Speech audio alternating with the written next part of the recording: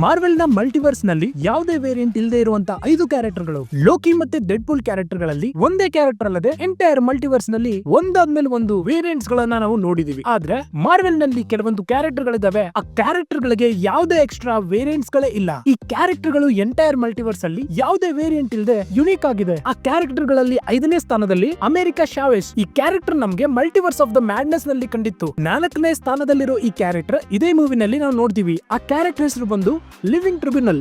ಈ ಕ್ಯಾರೆಕ್ಟರ್ ನ ನಾವು ಡಾಕ್ಟರ್ ಸ್ಟ್ರೇಂಜ್ ಮತ್ತೆ ಅಮೆರಿಕಾ ಚಾವೆಸ್ ಬೇರೆ ಬೇರೆ ಮಲ್ಟಿವರ್ಸ್ ನಲ್ಲಿ ಜಂಪ್ ಮಾಡ್ತಾ ಇರುವಾಗ ನಾವು ನೋಡ್ತೀವಿ. ಈ ಕ್ಯಾರೆಕ್ಟರ್ ನ ಎಕ್ಸಿಸ್ಟೆನ್ಸ್ ಬೇರೆ ಬೇರೆ ಲೇಯರ್ ಗಳಲ್ಲಿದೆ, ಆದ್ರೆ ಎಂಟೈರ್ ಮಲ್ಟಿವರ್ಸ್ ಅಲ್ಲಿ ಈ ಕ್ಯಾರೆಕ್ಟರ್ ಒಂದೇ ಆಗಿದೆ. 3ನೇ ಕ್ಯಾರೆಕ್ಟರ್ ಬಂದು ಅಲಾಯತ್. ಈ ಕ್ಯಾರೆಕ್ಟರ್ ನ ನಾವು ಲೋಕಿ ಸೀರೀಸ್ ಮತ್ತೆ ಡೆಡ್ ಪೂಲ್ ಅಂಡ್ ವೊಲ್ವರಿನ್ ಮೂವಿಯಲ್ಲಿ ನೋಡಿದೀವಿ. ಈ ಕ್ಯಾರೆಕ್ಟರ್ ಸಮಯದ ಕೊನೆಯಲ್ಲಿ ಅಂದ್ರೆ ವಾಯ್ಡ್ ನಲ್ಲಿ ಎಕ್ಸಿಸ್ಟ್ ಆಗಿರುತ್ತೆ.